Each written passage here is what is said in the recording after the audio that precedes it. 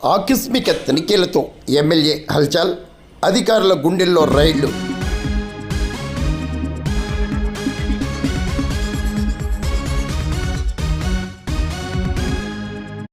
తూర్పు గోదావరి జిల్లా అనపర్తి నియోజకవర్గంలో ఎమ్మెల్యే నల్లమిల్లి రామకృష్ణారెడ్డి అనపర్తి, పొలమూరు తదితర గ్రామ సచివాలయాల్లో ఆకస్మిక తనిఖీలు నిర్వహించారు. ముందుగానే ఆయా గ్రామాల్లో పారిశుధ్య పనులను పటిష్టంగా నిర్వహించాలని, విధులను సక్రమంగా నిర్వర్తించాలంటూ ఎమ్మెల్యే సూచించారు. అయినప్పటికీ సక్రమ పాలన సాగటం లేదన్న ఫిర్యాదుల మేరకు ఎమ్మెల్యే రామకృష్ణారెడ్డి ఆకస్మిక తనిఖీలు చేసి అధికారులకు హెచ్చరికలు జారీ చేశారు.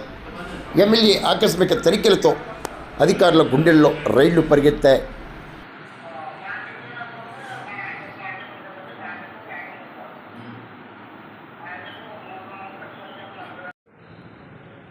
ఈరోజు అనపర్తి మండల పరిధిలో కొన్ని సచివాలయాలు, గ్రామ పంచాయతీ కార్యాలయాలను ఆకస్మికంగా విజిట్ చేయడం జరిగింది. పొలమూరు సచివాలయం 2, అదేవిధంగా అనపర్తి గ్రామ పంచాయతీ కార్యాలయం, అదేవిధంగా అనపర్తి సచివాలయం 4 వీటిని ఆకస్మికంగా విజిట్ చేయడం. అక్కడ ఏ విధంగా ముఖ్యంగా అనపర్తి గ్రామానికి సంబంధించి శానిటేషన్ విషయంలో ప్రత్యేకమైన శ్రద్ధ తీసుకోవాల్సిన అవసరం ఉంది. గత శనివారం అనపర్తి సచివాలయ 5 సచివాలయాల పరిధిలో ఉద్యోగులతో, గ్రామ పంచాయతీ ఉద్యోగులతో ఎంపీడీఓ గారితో సమావేశం ఏర్పాటు చేసి పని విభజన చేసి సక్రమంగా శానిటేషన్ జరిగేటట్టు, సక్రమంగా సిబ్బంది అందరూ విధులు నిర్వర్తించే విధంగా ఒక కార్యాచరణ రూపొందించుకోవడం జరిగింది. గత శనివారం రూపొందించిన కార్యాచరణ సక్రమంగా అమలు జరుగుతుందా లేదా, శానిటేషన్ విషయంలో ఏ విధమైన జాగ్రత్తలు తీసుకుంటున్నారో లేదా దాన్ని పరిశీలించడం కోసం ఈరోజు ఆకస్మికంగా రావడం జరిగింది. కొన్ని పొరపాట్లు ఐడెంటిఫై చేయడం కూడా జరిగింది. ముఖ్యంగా సిబ్బందికి ఈ సందర్భంగా తెలియజేసింది ఏంటంటే, ఇటువంటి పొరపాట్లు భవిష్యత్తులో జరగడానికి వీల్లేదు. ముఖ్యంగా అనపర్తి గ్రామ పంచాయతీలో ఎవరైతే సత్యనారాయణ అనే ఒక ఆఫీస్ సబార్డినేట్ 28వ తారీఖు నుంచి 3వ తారీఖు వరకు సెలవు అప్లై చేయడం జరిగింది. ఈరోజు 26వ తేదీ. ఈరోజు కూడా ఆయన డ్యూటీకి రాకుండా అటెండెన్స్ లిస్టులో మాత్రం నిన్నటి రోజునే సంతకం పెట్టడం జరిగింది. అదేవిధంగా పొలమూరు సచివాలయంలో సిబ్బంది హాజరు లేకపోవడంతో పాటు గత 3 రోజులుగా కూడా ఎవరు అటెండెన్స్ లిస్టులో సంతకాలు పెట్టిన పరిస్థితిని పరిశీలించడం జరిగింది.